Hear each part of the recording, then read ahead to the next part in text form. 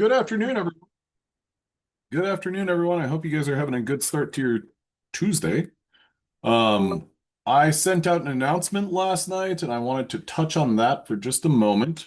The announcement was basically an opportunity that if you want to exercise, you're more than welcome to. If you do not, then it's also fine. So here's the deal. The exam on, or the exam is scheduled for Thursday. And I will be administering that exam on Thursday. I'm going to have it open at 10 a.m. and close at 2 p.m. And it will be administered on Proctorio, just like all other exams will be, and our first exam was. That is the 23rd, but I have not gotten through as much material as I wanted to, and for that I apologize. On Tuesday, so to kind of like offset that, Tuesday, I'm going to administer the exam again. It's going to be a different exam. It's from 10 a.m. till 2 p.m. That will be the 28th. I sent out a survey basically asking you to say which date do you want to take it. And here's the thing, I'd like you to respond by that would be 10:22, so tomorrow at 5 p.m. If I don't hear from you, or if you don't say if you don't say when you want to take the exam, I'm going to default to schedule or to put you, and I am sharing my screen, I believe. Yeah, yeah, yeah, I am. Default to test on Thursday.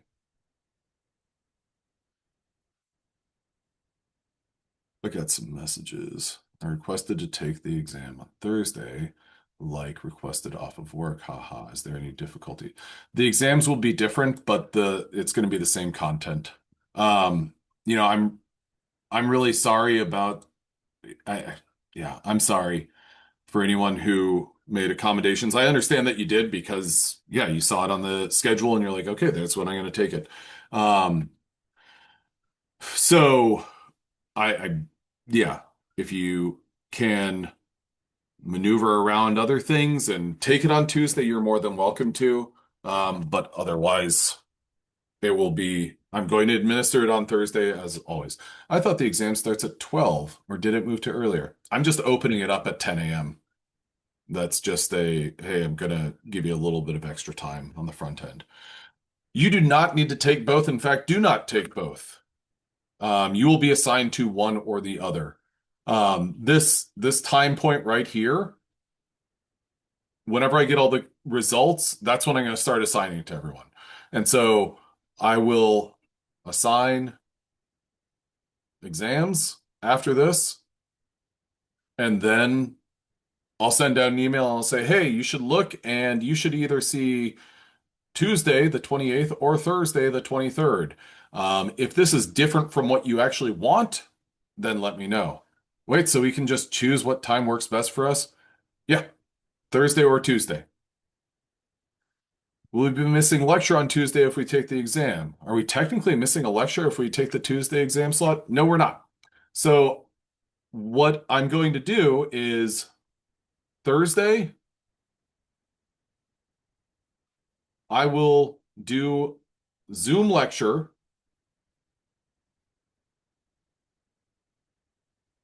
and then repeat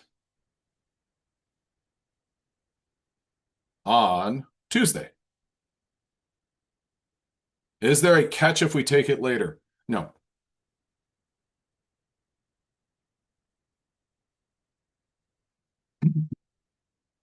So I'll be recording the lecture. So if you elect to take it on Tuesday, you can do a couple of things. One, you could show up to the Thursday lecture and watch it and be like, oh, well, this is what we were going to be talking about on Tuesday. Or if you take the exam on Thursday, well, then I'll be giving that lecture not on Tuesday live. If you say, well, I don't want to go to either the Thursday or the Tuesday lecture, they will both be recorded. I don't understand the reason I came in late. I decided to do this just because I haven't been able to cover as much as I wanted to, and therefore I did not give you like what we're going to talk about today. I always like to give a little bit more time to process this information than I did. And so that's really kind of what's motivating it. There is no catch. Will we be marked absent if we? I'm not going to be counting attendance on either of those days. Everyone's going to be credited with attendance for both of those days.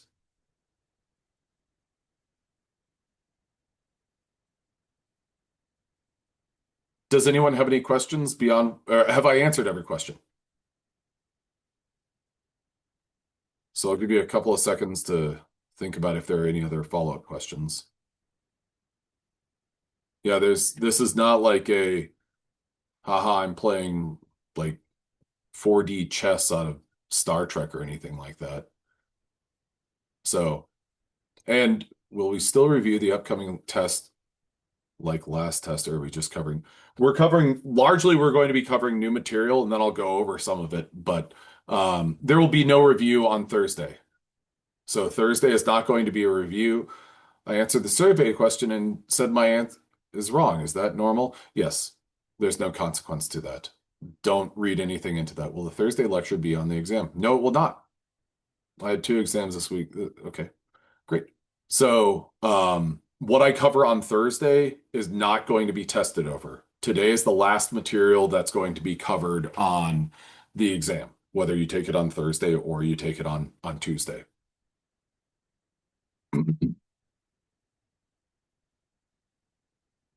Okay.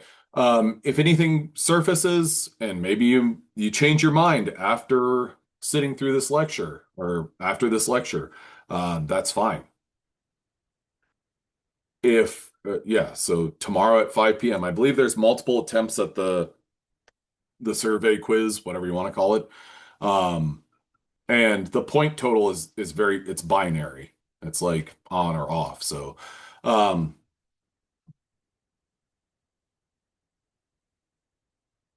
okay. So I'm going to go ahead and begin. We're talking about inhibition. Now, the last thing that we were talking about in class prior to this was we were talking about enzyme efficiency and basically how perfect is an enzyme. Now, the higher that this ratio, your Kcat over Km, so this is looking at essentially this is looking at a enzyme's active site versus the substrate concentration that gets your enzyme to half of its maximum velocity, your Km. Now, the higher that this ratio is, arguably the better that your enzyme is.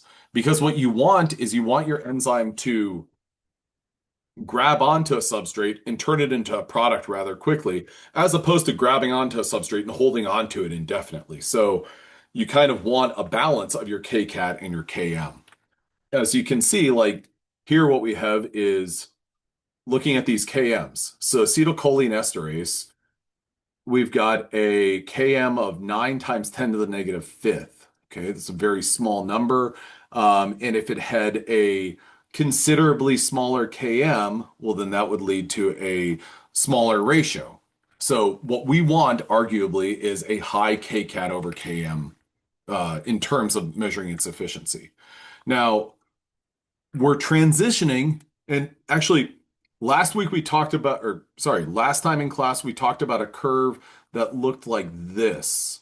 And that's ultimately what the data looked like. Could anyone add to the chat what that is known as? And there's two common names that are referred to it as. I'll give you a little bit of a hint. It's not a Michaelis-Menten curve. What is this plot? Okay, it's linear, it's a straight line, and it was a linearization of a Michaelis-Menten plot, but I'll give you a little bit of a guide. 1 over v sub 0. 1 over velocity was our y-axis. And now I'll go ahead and add the other point, 1 over substrate concentration. A double reciprocal plot. Yes, absolutely. This is a double reciprocal plot, also sometimes known as a Lineweaver-Burke plot. So I understand when you see linear and Lineweaver, I mix those two up. This is a Lineweaver-Burke plot.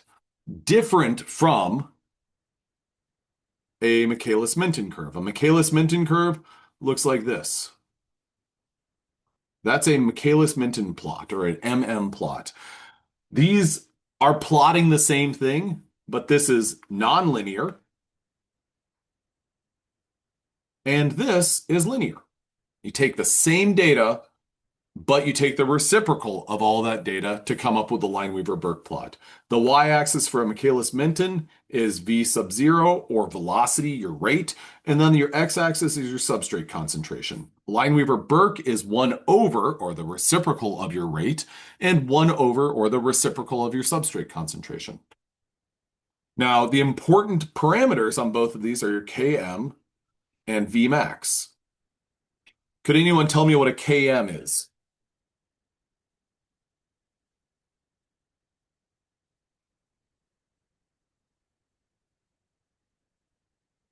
Add it to the chat.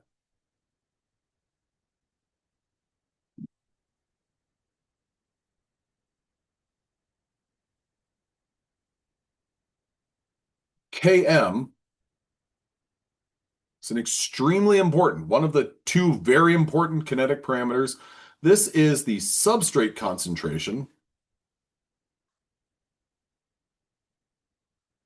that gets your enzyme.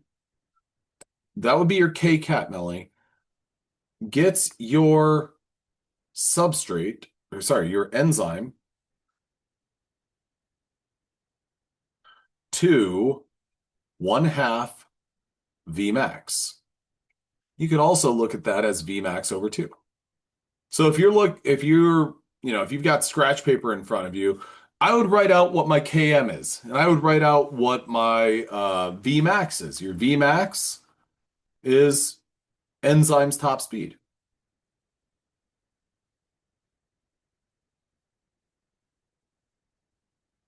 Your Kcat is what Melanie added, Vmax divided by your enzyme concentration, which looks at effectively your active sites of your enzyme. And then Kcat over Km is just a nice ratio to look at basically how perfect an enzyme is. Now, I'm highlighting these two, Vmax and Km, because these are going to be important when we talk about enzyme inhibition. Could anyone give me a synonym for inhibit or inhibition?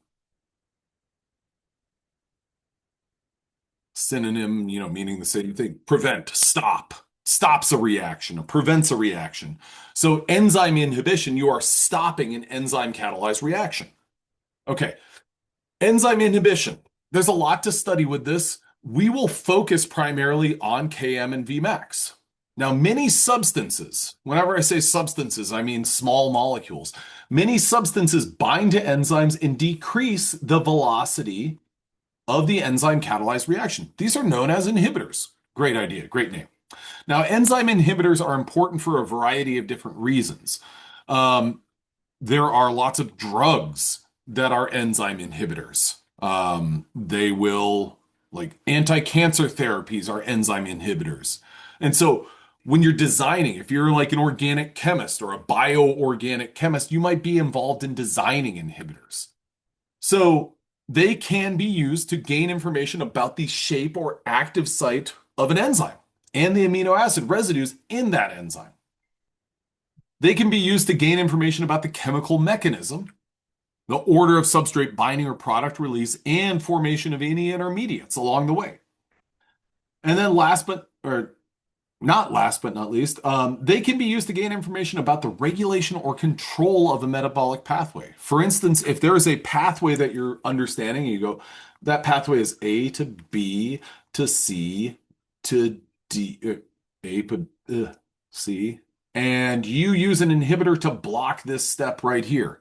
You might gain an understanding that, oh, whenever this happens, actually, you know what? It's not B that accumulates. Instead, it's A that accumulates. Oh, very interesting. That's great. That's valuable information because, well, Should we study the effects of the accumulation of metabolite A, or should we study the effects of the accumulation of metabolite B? So it gives you information about metabolic pathways, and they can be very important in drug design.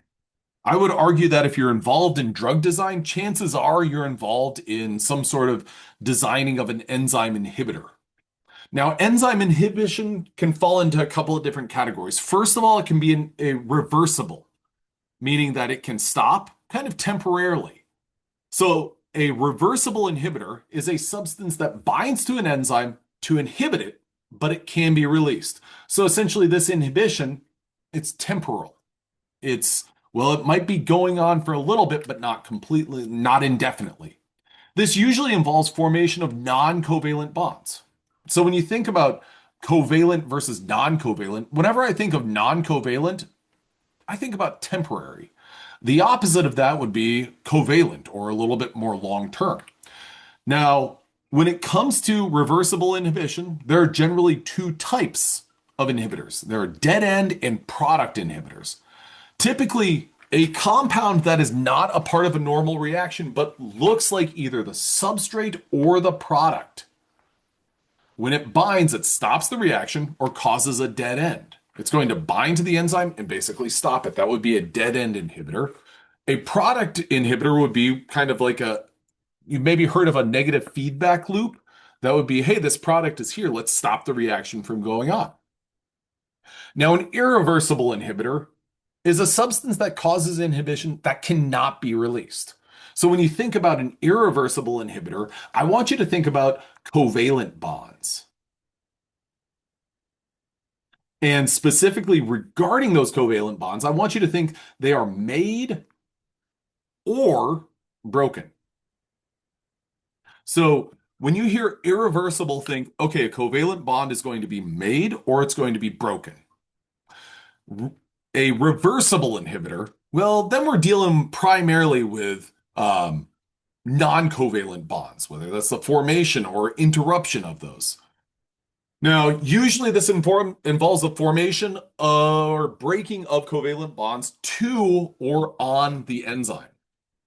Now, this right here, if you're thinking of like, what's a good forearm tattoo to get this weekend?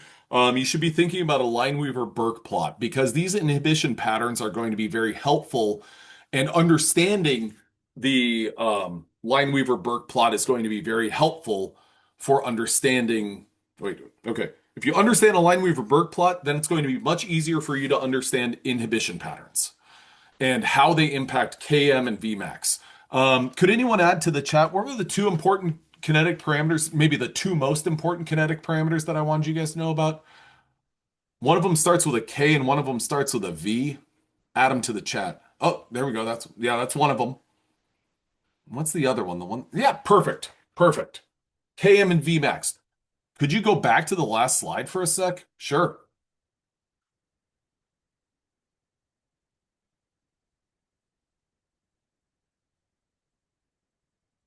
Okay, cool. So Km and Vmax, those two kinetic parameters are super important. Km has to do with concentration. Vmax has to do with speed or the rate of reaction. Inhibitors act in a variety of different ways. Now, primarily what we're talking about when we talk about inhibitors is we're talking about reversible inhibitors. So we are thinking non-covalent interactions. Now, with that in mind, when we talk about inhibitors and, oh, they act in a variety of different ways, well, we're not so much thinking, oh, is this bond being made or is this bond being made? No, we're not thinking about that. We're thinking about it a little bit more in the context of, does it impact the Km? Does it impact the enzyme's affinity for its substrate? Or does it impact the enzyme's ability to get to its top speed? Does it alter the enzyme's top speed? Does that make sense? Add a Y or an N to the chat. Okay, great.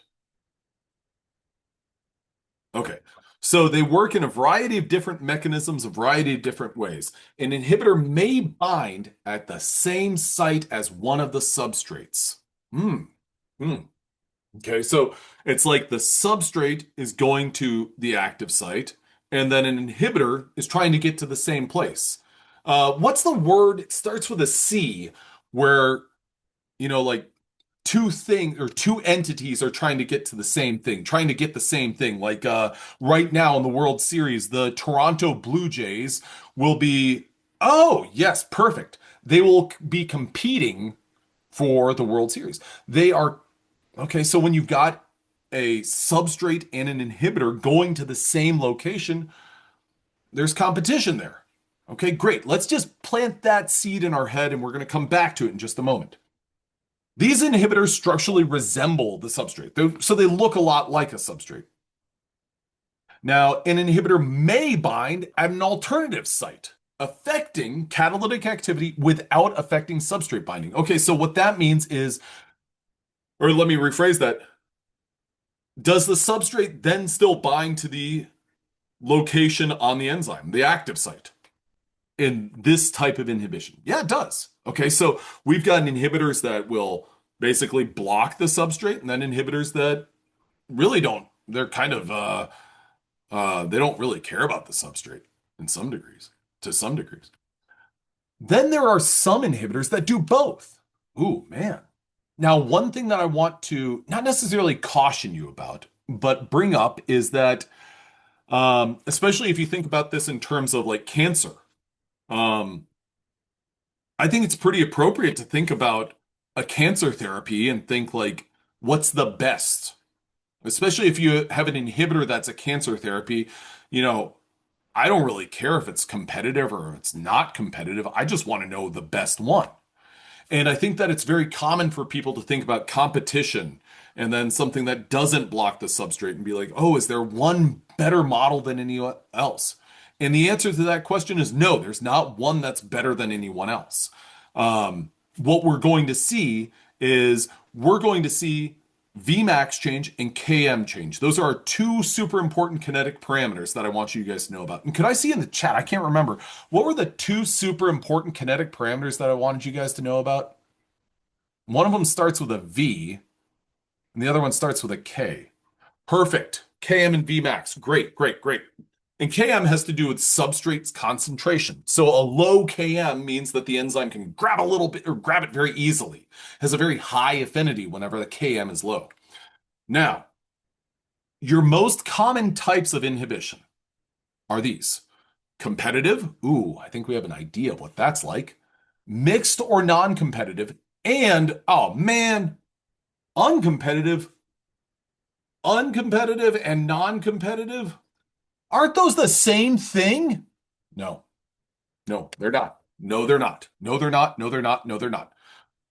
So don't fall into that trap. Think about these as four unique types of inhibition. Now, with that said, mixed and non-competitive tend to be grouped together because of their similarities in terms of where that ends or where that inhibitor binds.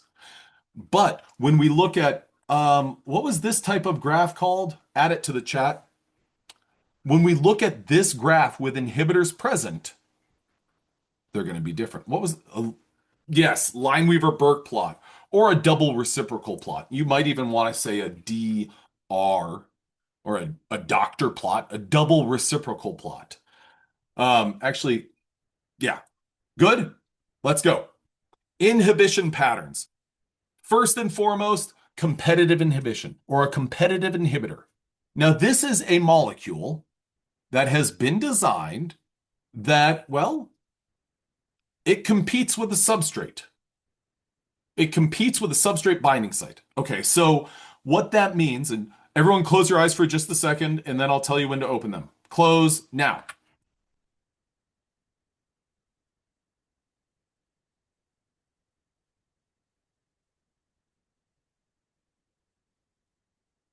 Open. Could anyone add to the chat? What do they think E stands for? Okay, great. What do you think S stands for?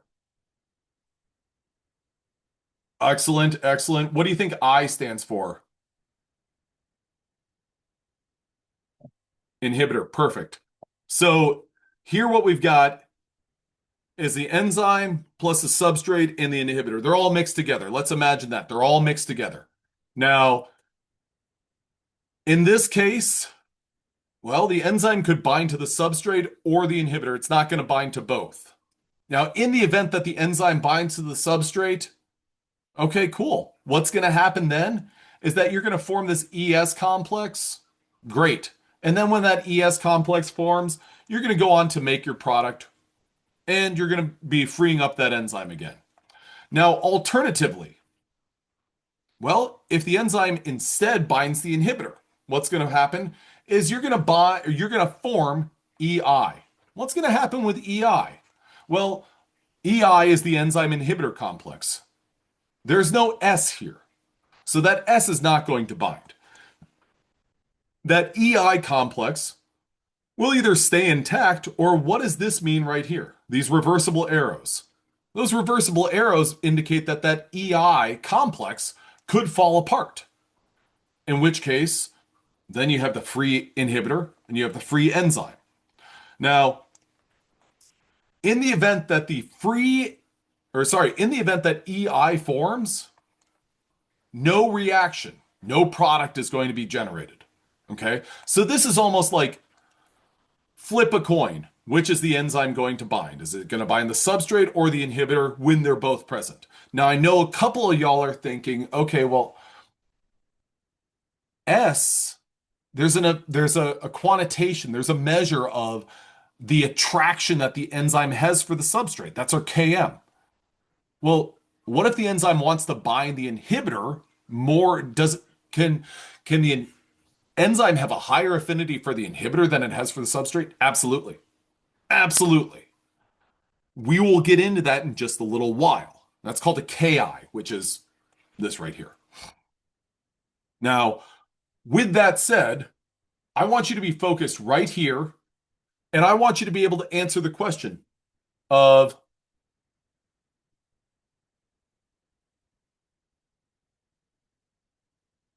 which of these three different complexes, EI, enzyme inhibitor, ESI, enzyme substrate inhibitor, and ES, which of these three complexes does not form?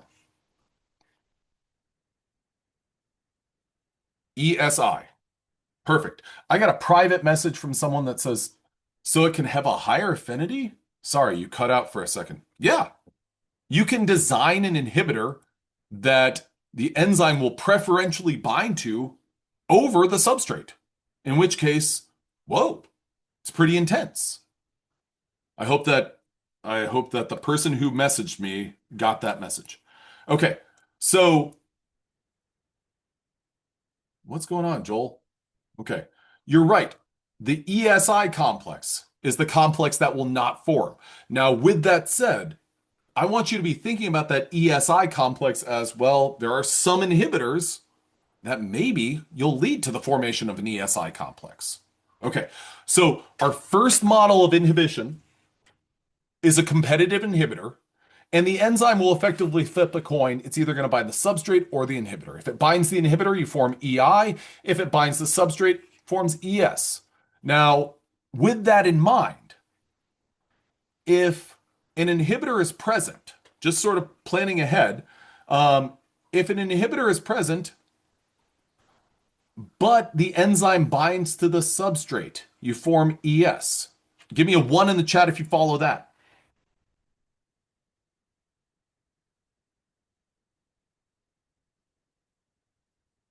So ESI can't form with specifically with a competitive inhibitor. Yes, that's absolutely right. Okay. Now, with that in mind, if you form ES, even if an inhibitor is present, that reaction is going to go as fast as it needs to. So as soon as you form ES, boom, it's gone. But it can form in other situations. Hold on. We're getting there. See, this is one of the challenges. This is like, it's like I'm a chef. And I'm like, hey guys, here's your appetizer. And then somebody's like, I'm pretty sure I smell steak. And I'm like, oh, but look at this delectable salad. And you're like, I'm pretty sure there's steak or, ooh, is that tofurkey? That's tofu turkey. Yeah, it is. I got steak and tofurkey and just like zucchini. I'm trying to accommodate everyone's meal preferences. But so we're getting to that. But my point here is that as soon as ES forms, that reaction hits the highway and it goes fast. It goes as fast as it needs to.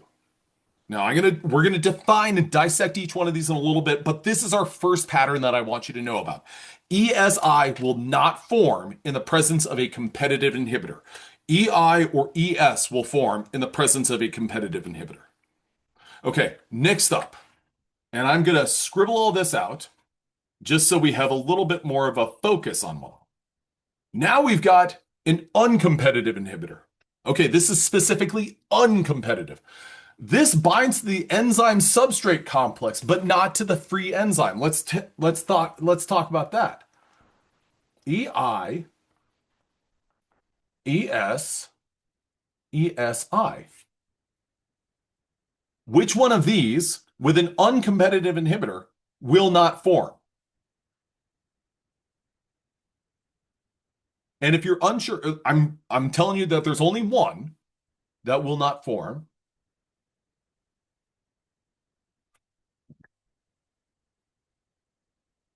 Perfect. EI will not form. Okay.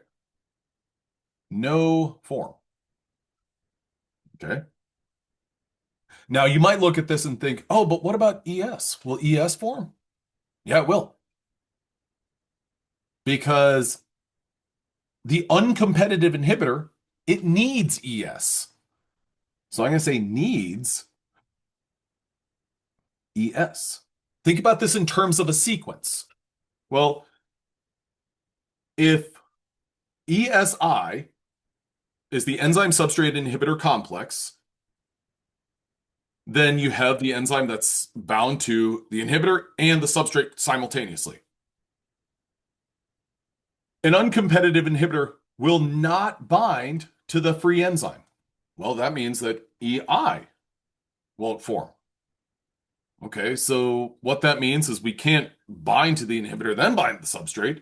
Instead, what that means is that the enzyme will, let's use my goggles here, my swimming goggles. My enzyme is my hand is the enzyme.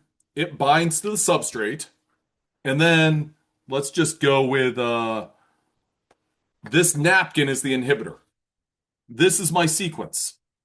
Hand is the enzyme, binds to the substrate, and somehow there's some shape that my enzyme takes on that then can bind to my inhibitor, which is my napkin here. So now to visualize that in terms of the models that play out, well, here we have the enzyme binds to the substrate, so we form ES. And that ES is then ready to either go on to make the product, or it might accidentally bind to the inhibitor and form ESI. Can you give me a 4 in the chat if you follow all that? Okay, great. Okay, so these are the big two. Competitive and uncompetitive. Competitive and uncompetitive, I always like to put those in my head as opposites of one another. And the reason I like to put those as opposites of one another is because when you introduce non-competitive, then it's like, oh, rats. So what I will do is I'll use little mnemonics. And what I will say is competitive, comp, and uncomp. And then for some reason in my head, whenever I think of mixed and non-competitive, I go to the alphabet in my head and I just think M and N. M, N, O, P, Q, R, and so on. That's me flexing. I know the alphabet. Look out. Okay, so M and N just stick together in my head so that I don't make the mistake of substituting non-competitive and uncompetitive because those get confusing. So what I would recommend doing is just trying to visualize like, okay, make this shape. Just kind of close your eyes and say, okay, well, this is competitive. This is uncompetitive. Does everyone follow those two like stick figures that I just drew? Add a 9 in the chat if you follow those. Okay. I'm just trying to draw like a little outline. Okay, so the next one that we're going to tackle is the combo. We're going to refer to this just as a mixed inhibitor because we got to dissect, we got to peel apart some of the layers to this in just a moment. A mixed inhibitor binds to both the free enzyme and the enzyme substrate complex. Ooh, dynamic, impressive. This is the what's this? I don't know if anyone's a sports fan, but this is the Travis Hunter. He plays for the Jacksonville Jaguars. He's an offensive player and a defensive player. And I'm sure somebody out there is like, well, he's on my fantasy team and he's only good on offense. Okay. I don't know. But this is the sort of, oh man, this type of inhibitor, it can mess with this. It can act like a competitive inhibitor, but then if need to, it can act as an uncompetitive inhibitor. And again, you might think to yourself, ooh, well, this is the best. This is the best. That a mixed inhibitor has to be the best type of inhibitor. And to use the sports analogy, I would say, not necessarily. Like, and to use the sports analogy, I'll keep with Travis Hunter. Is Travis Hunter really good at both offense and defense? Yeah, he's better than me at both. And not that that's my minimum criteria, but he's very good at both of those things. But is he the best at either one of them? Probably not. A competitive inhibitor can be better than a mixed inhibitor if it like arrests that EI complex. If it gets that EI complex and basically shuts it down. Can an uncompetitive inhibitor be better than that? Absolutely. So when it comes to drugs and applications of these different models of inhibition, you don't really care how it's done. I mean, you do from a like academic and investigatory, is that a word? Investigative, that's the word. An investigative standpoint, but it's not like anyone's ever going to go in and be like, I would accept this therapy that could save my life and keep me at a high quality of living, but I don't like uncompetitive inhibitors. I'd prefer a mixed inhibitor. Nobody is going to say that. And if they do say that, I don't know what to tell them. And it's not my responsibility to tell them, but it's just that would be silly, is my point. Okay, so now with that in mind, here's what we've got. Here is a mixed inhibitor. If competitive, uncompetitive, mixed. I like to think that these are like hieroglyphics that if I went to the pyramids of Giza and I was exploring, I'd be like, aha, they've known about competitive inhibition for decades. Okay, so there's our mixed inhibitor. With a mixed inhibitor, you can form EI, you can form ES, you can form ESI. At the same time, you can form a product. So you don't necessarily stop that reaction from taking place. Now, how do we distinguish between these? Well,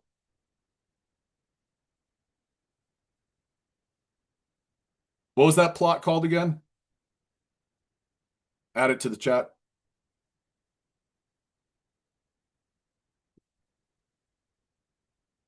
Close.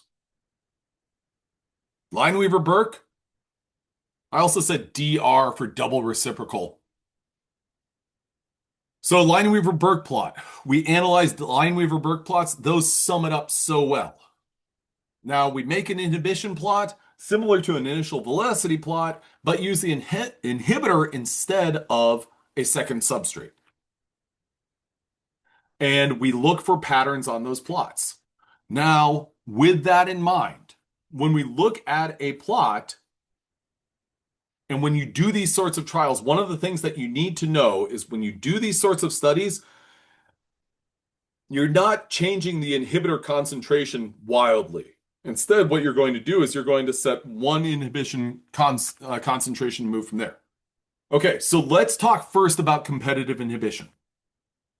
This competes with a substrate for the enzyme substrate binding site. What's going on? Oh, why is that? Sorry about this. What is going on there? Okay, competitive inhibitor. A competitive inhibitor is the type of inhibitor that most likely looks like a substrate because it's going to the substrate binding site. So here what we have is succinate. Succinate is a substrate that will be converted to fumarate. So this is an oxidation reduction reaction. The enzyme that does it is succinate dehydrogenase. This single bond, boom, double bond. Well, malonate is a molecule that, well, let's see. It's carboxylic acid, carboxyl group, carboxyl group, carboxyl group. It looks a little bit like succinate. And malonate is a natural inhibitor for succinate. For succinate dehydrogenase. So that will stop that reaction from taking place. This is a competitive inhibitor. It goes to the same location. Okay, so now zooming in on this, a competitive inhibitor is going to reduce the amount of free enzyme available for substrate binding. Okay. So let's imagine that you've got 100, let's just go with 10 copies of your enzyme. Then you've got 10 copies of the inhibitor, 10 copies of the substrate. Would everyone give me, this is flipping a coin. Tell me how many, just randomly, somebody give me the number. How many of these enzymes bind to the free inhibitor? Don't say 10. 5, perfect. So 5 of these enzymes end up down here, and we got 5 EI complexes. Okay? Does everyone agree with that? Okay. So that means we've got 5 enzymes that can bind to our substrate. And those 5 enzymes, they're going to bind to the substrate, and whenever they make the ES complex, smooth sailing, it goes super fast. Now, what's going to happen is some of these enzyme inhibitor complexes, well, they'll break down into the free enzyme and the inhibitor. They'll kind of reset. Now, what is then going to happen is it's going to cause the Km for the substrate to go up. Okay, so the Km for a substrate is going to go up. Now, if we've got this alternative situation where we've got, again, 10 enzymes, and now we've got 100 of our substrate and 10 of the inhibitors, have our chances of binding to the substrate increased by increasing the concentration of our substrate? Add a 4 to the chat if the answer is yes. Yeah. By increasing, we increased our substrate concentration. I'm going to go ahead and add kind of a summary. I'm not going to really repeat it directly, but increase, I'm going to put bracket substrate concentration, and our chances, I'll say, of forming ES, what has happened to them? Our chances of forming ES have gone up when we increase our substrate concentration. Does that make sense? So when we increase our substrate concentration, effectively what we're doing is we're out-competing. Our chances of forming ES have gone up. So it's more likely that we'll do that. Now, what does that mean? That means our Km goes up. So our affinity for our substrate has gone down. But when our Km goes up, that just means that our enzyme needs more of our substrate to get to half of Vmax. The effect of a competitive inhibitor can be overcome with high concentrations of substrate. That's the point of a competitive inhibitor. So what that means is that if you have a biological system, if you're studying a particular system and oh yeah, we're using this inhibitor, it blocks this reaction, but now we see an influx of this substrate. Oh man, what's happening? Well, what's happening there is our enzyme is saying, well, that's fine. I'm going to get more and more of this natural substrate. I don't need to worry about that inhibitor because I'm making more and more of this substrate available. So I'm still moving along at the speed that I need. So here, what I want you to recognize is that Vmax is not mentioned. So the effect of a competitive inhibitor is that our Vmax is neutral. Nothing happens to it. Our Km goes up. So that's your takeaway for a competitive inhibitor. Okay. Now, what does this look like? Well, here's a couple of models of what it looks like. Here's the important part. Your general structure. Um, the substrate will resemble a substrate or a transition state analog or a transition state of that molecule. It binds, but it's not reactive. So what you might see is, okay, here's our Pac-Man enzyme, and here's Pac-Man binding to the substrate, and then it clips off this little part, and here's our products. Well, the inhibitor, it binds and just kind of sits there. Doesn't do anything, but what that does is it blocks the inhibitor from, or the substrate from binding. Now, what I mentioned previously was the super important, what were our two super important kinetic parameters that I wanted you guys to know about? And, and be able to, these are good forearm tattoos. Two kinetic parameters, Km and Vmax. Those two kinetic parameters are important ones that are going to tell us a lot. Vmax is unchanged, Km goes up. Okay, now I'm going to show you what this looks like graphically. I'm going to show you the Michaelis-Menten plot and the Lineweaver-Burke plot. On the left-hand side, you'll see the Michaelis-Menten plot. One thing that's worth noting about this is that this olive-colored line represents no inhibitor is present. This blue and this purple line represent when there is inhibitor present. Now, if you were to extrapolate this out on into infinity, all of these lines would eventually meet.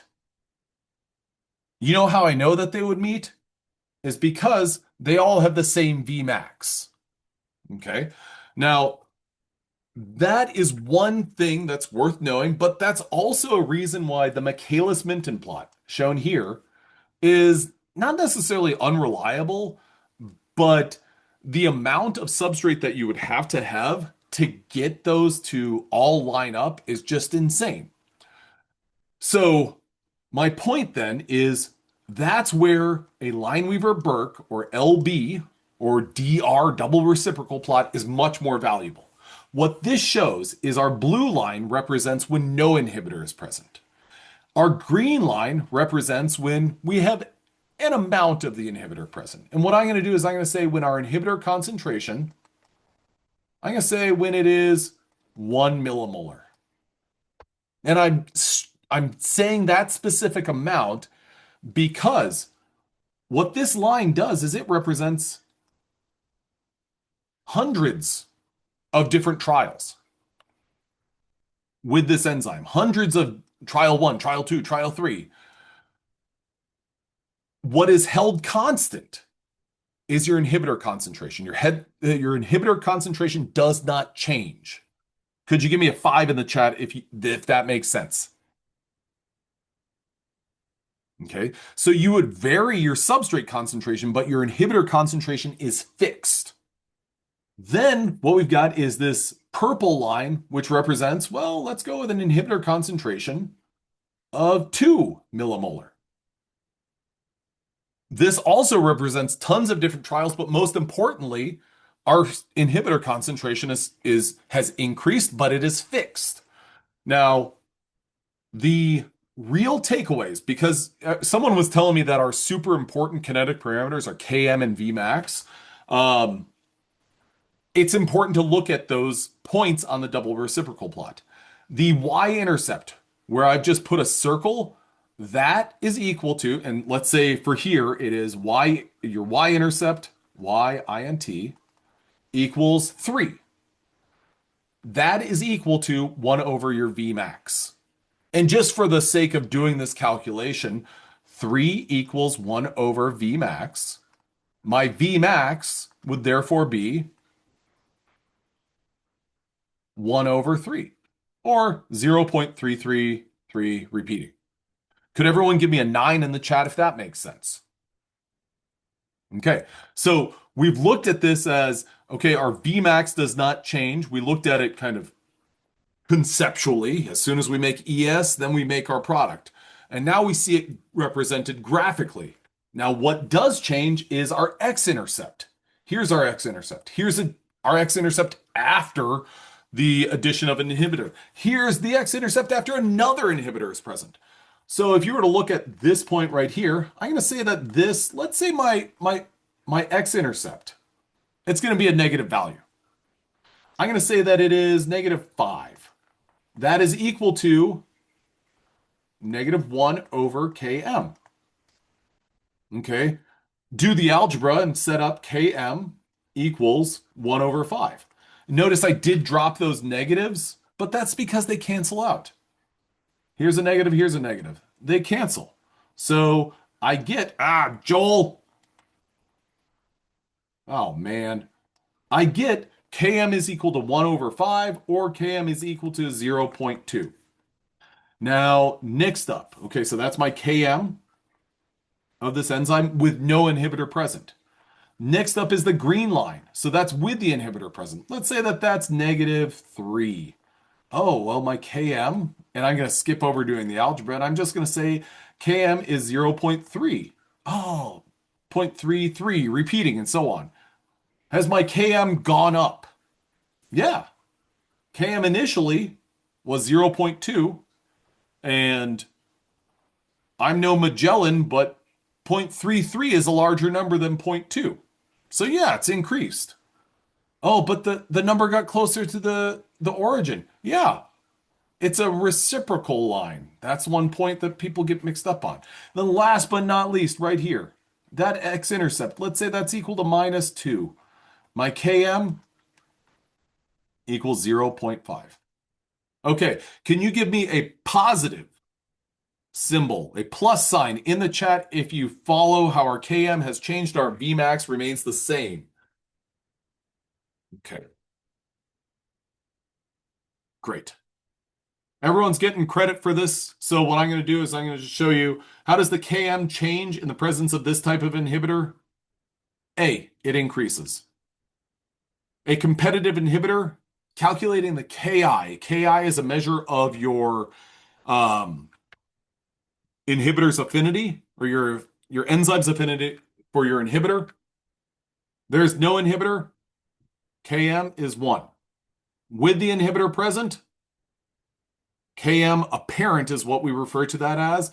And essentially what you do, if I were to ask about this sort of thing, I would give you these equations. Ki is going to be your inhibitor concentration over your Km with or your Km without the inhibitor present -1.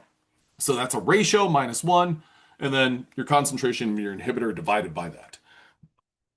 Now, with that in mind, the questions that I'm much more interested in is not Ki.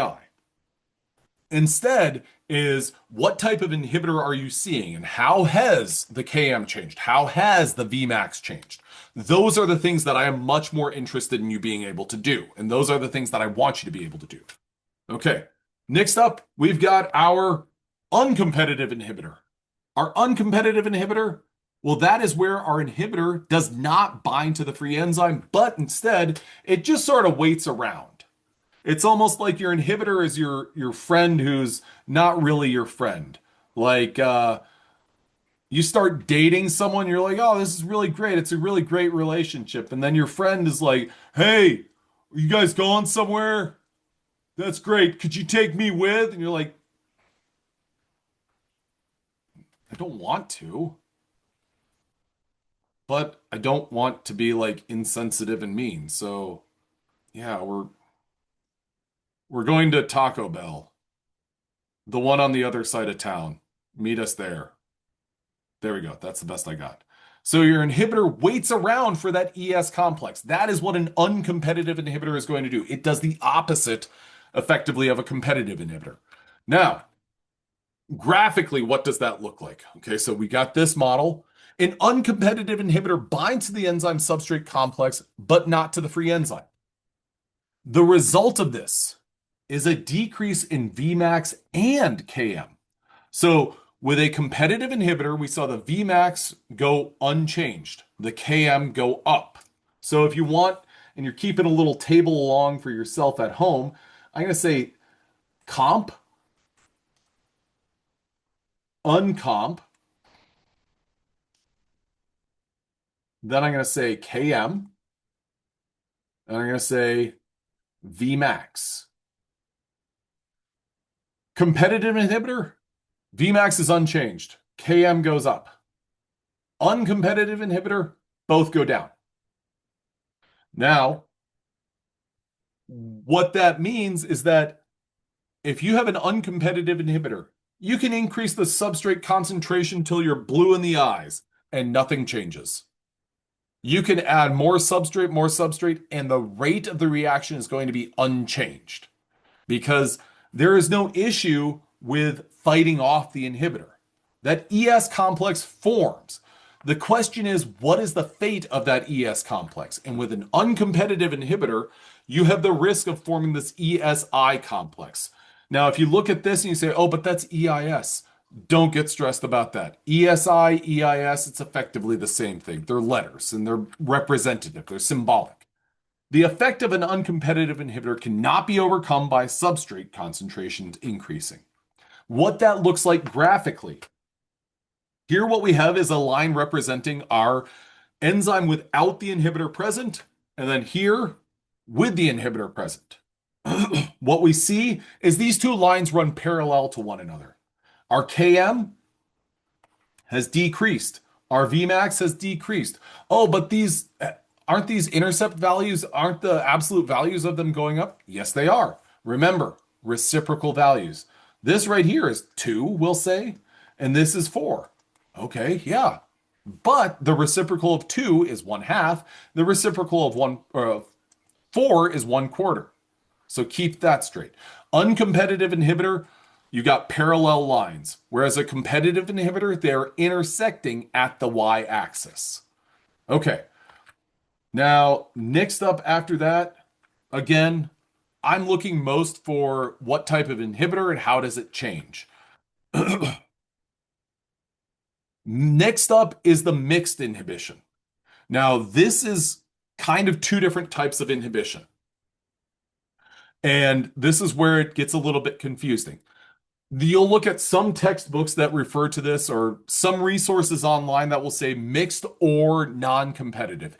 And the reason for that is because a mixed inhibitor and a non-competitive inhibitor effectively are capable of doing the same thing. So it's almost like they're capable of doing the same thing. This is going back to our example of the football player Travis Hunter. Does anyone know who Travis Hunter is? Could you add a 5 in the chat if you've heard of him and a Q in the chat if you've never heard of him? Or you might think like, I know Travis Hunter. He went to my high school. A lot more Qs than 5s. And that's not, I'm not saying that as a judgment of you. I'm saying that as a judgment of me. I need to pick a better example. Using the graph, how does the Km decrease in uncompetitive? It goes from 1 to 2. You got to plug the value in. This is a reciprocal value. This is 1 over substrate concentration. So you got to plug this in. -1 equals -1 over Km. This is -2 equals 1 over Km. So when you plug that in, then you'll solve for your Km values. Okay, so I'm going to change this from Travis Hunter to who's a pop culture phenomenon. Let's see.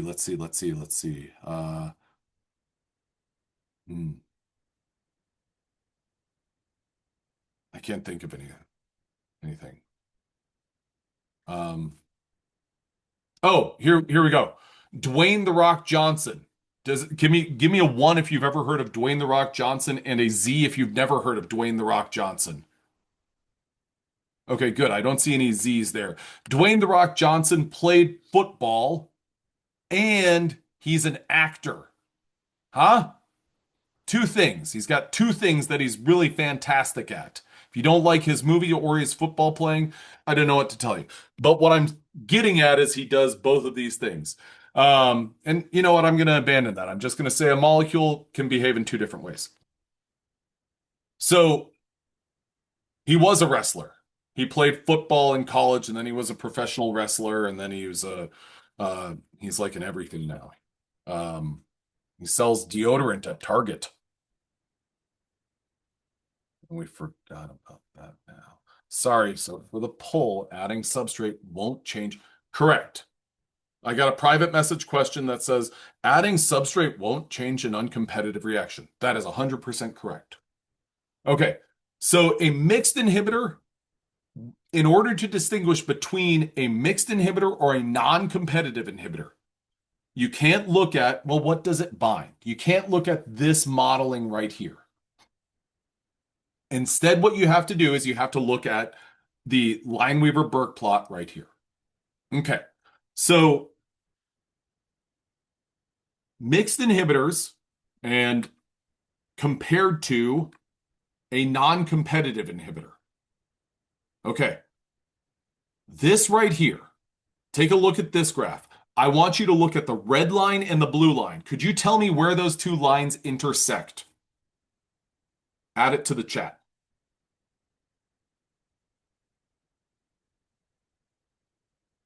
X-intercept, that's what I'm looking for. Okay?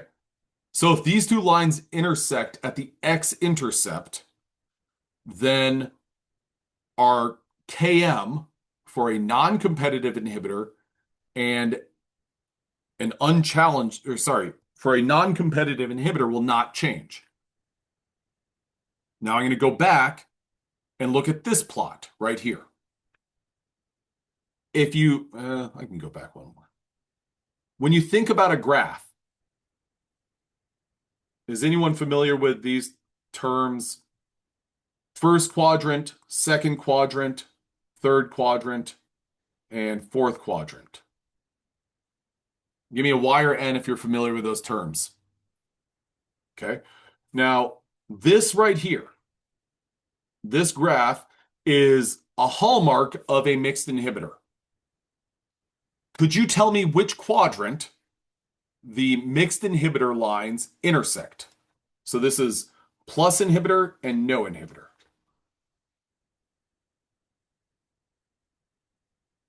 Two. These two lines intersect. This would be quadrant one. This would be quadrant two, right here. Now, what I think is very helpful is to basically look at these all together. And whenever I say all of these together, I am referring to a competitive inhibitor. I'm going to kind of combine all of these.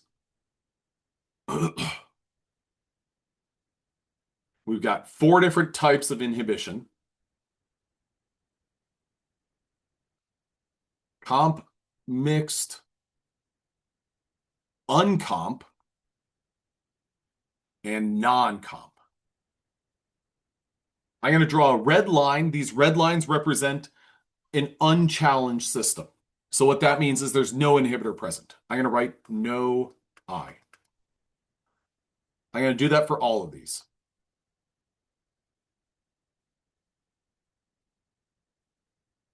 I'm just putting together my general framework of this. Okay. Now I'm going to switch colors. I'm going to use green to indicate my inhibitor. A competitive inhibitor will see an intersection, so I'm going to say plus I, on my y-axis. Could everyone give me a Y if they follow that? Okay.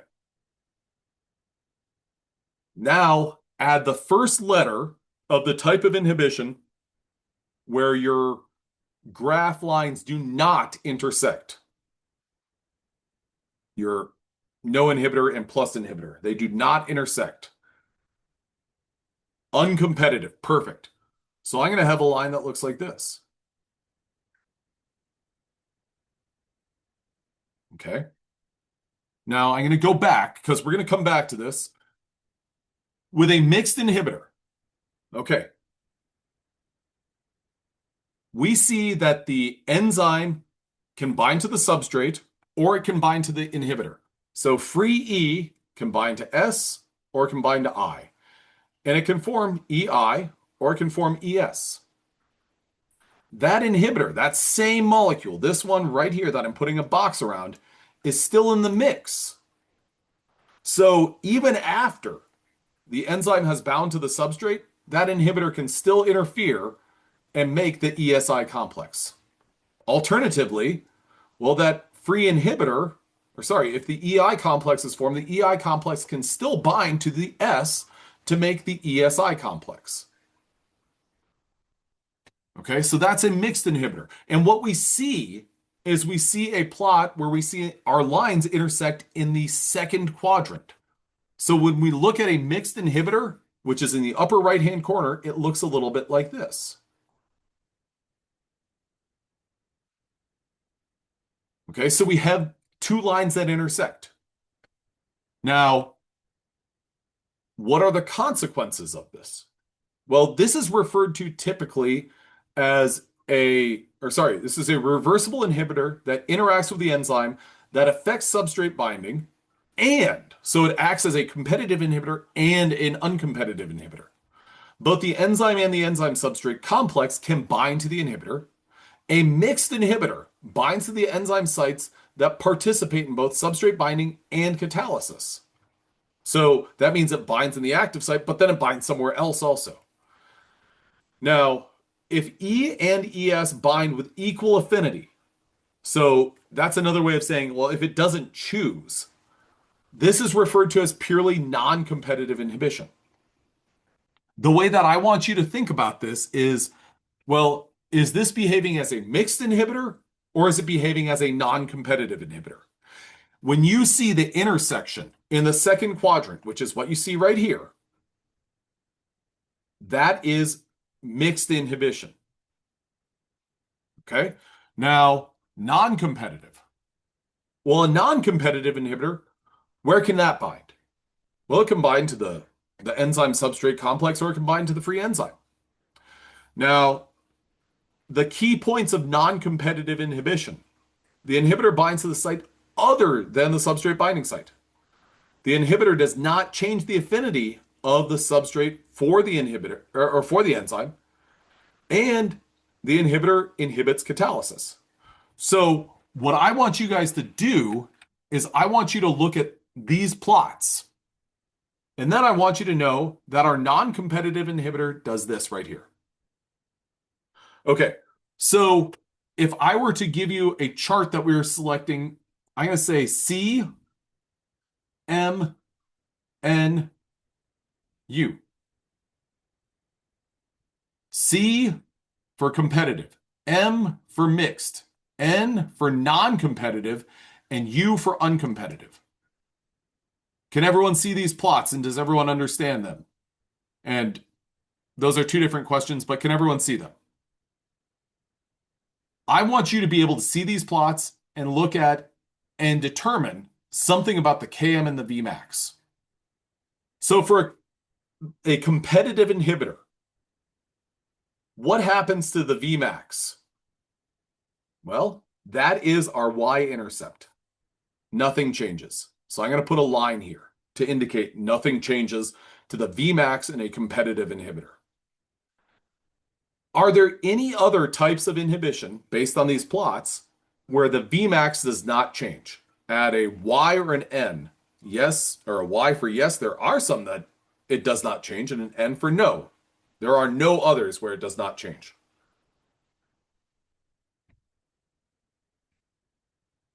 The answer is no. Of all of these different models, competitive inhibition is the only model where our Vmax is unchanged. The intersection of lines is on the y-axis. That's what we're looking for. Now, if we look at Well, let's go ahead and let's go straight down to our non-competitive inhibitor. We have our two lines intersecting. That's our non-competitive inhibitor. Could anyone tell me where do they intersect and what does that mean for one of our two important kinetic parameters?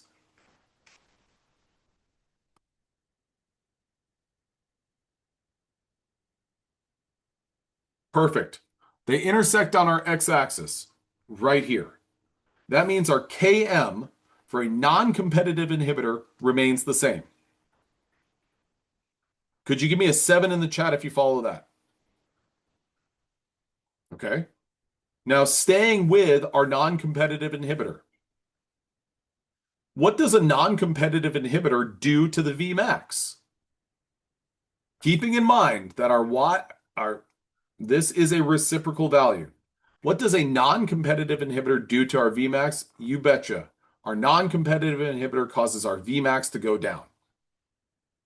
The absolute value here, yeah, that might go up, but that's a reciprocal value. Okay, so now let's go on and say, what's another situation or what's another type of inhibition where our Vmax goes down? Mixed. Okay, yeah, I would agree with that. Right here. It was here and now it goes there. So our mixed inhibitor causes our Vmax to go down. I'd agree with that. What does a mixed inhibitor do then to our Km?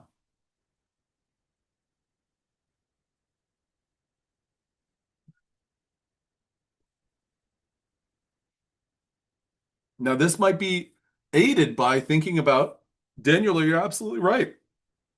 Our mixed inhibitor causes our Km to go up, which is the exact same as what our competitive inhibitor does. Last but not least is our uncompetitive inhibitor. What does that do to our Km?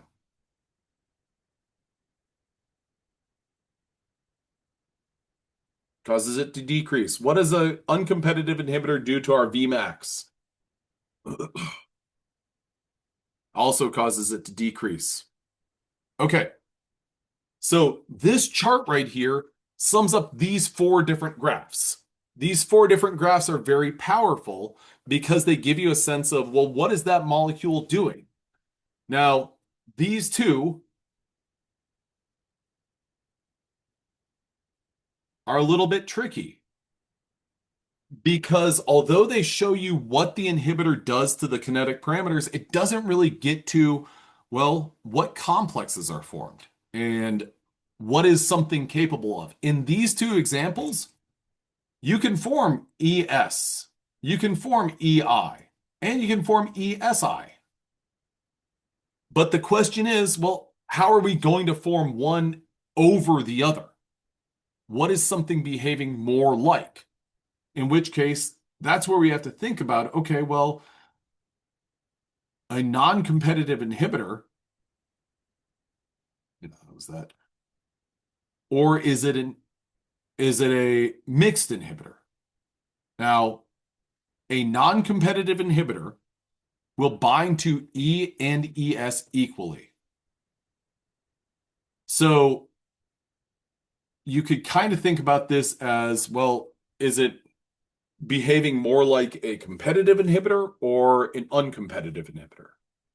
Now, with that to say, these are all important charts. I would, if I was going to spend some time on my note card for the exam, I'd put a lot of this stuff on there because this is going to be helpful in terms of like visualizing and applying, okay, E binds to I. Okay, that's exclusive, or when that only happens, that's a competitive inhibitor.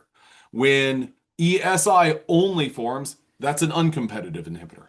Now, mixed versus non-competitive, well, you might have EI and EIS and ES. Okay, then how do we distinguish? You can't really distinguish until you come up with these graphs. Could you give me a 7 in the chat if that makes sense? Okay. So at the end of the day, what you're doing is you're designing a molecule to do something. You're like, okay, I'm expecting this molecule to change the Km. Okay. What does the data show? Well, the data shows that the Km changes, but so too does the Vmax. Now, looking at all of these plots and looking at this table right here, are there any inhibitors that make the Vmax increase? Y or N to the chat? No. Kind of makes sense that we wouldn't see an increase in maximum velocity because that would be your enzyme speeding things up. Okay. For your exam, I posted the um, practice exam. If you remember, the exam is going to be basically those are going to be reflective of the new questions. I'm going to go all the way to the end here. I'll go to the slide. If you're looking at, okay, well, which slide deck should I look at? Slide decks from week 6 and week 7. Those two are going to be the most valuable for you to look at because then that will be the material that we covered. So this is the last one, and this is the end of our material for the exam that's on Thursday. But like I said previously, if you want to take it on Tuesday, just make sure that you answer that survey question. Can you explain how to go from looking at a graph and determining how that shows ESEI or ESI? Well, it's not directly a transition.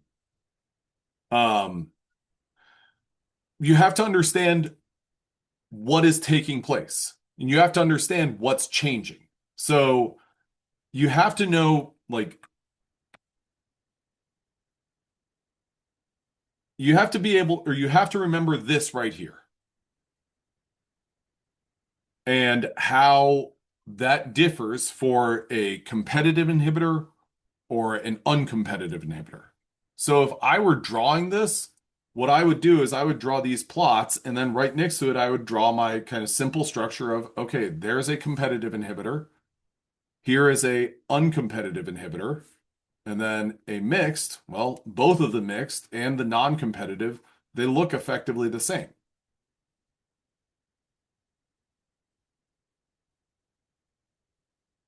So this is true for this, but this is also true for this.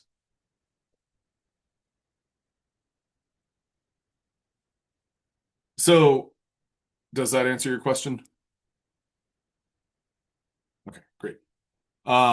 So for your exam, the old stuff, review your first exam, review amino acid structures, reading a peptide, calculating PI.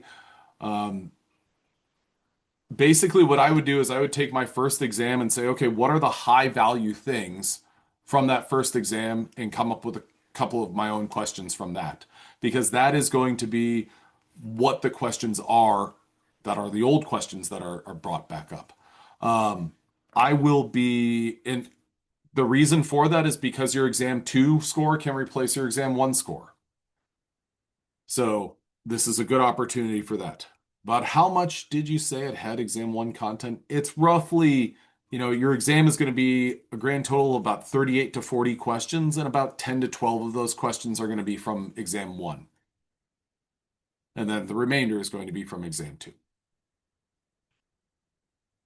So you got sugar structures, you got different types of bonds. Remember, there's only a handful of sugars that I want you to know the names of. But then I do want you to know, like, what's the difference between an aldose or a ketose, or what's an epimer versus a diastereomer. And I've got office hours tomorrow at 11 if you want to meet, or some other time tomorrow if you want to meet. Please email me and we can set up a time. So we just review exam 1, or we do review exam. Well, that's up to, how well did you do on exam 1? How well do you know that material? So if there's something on exam 1 that you're like,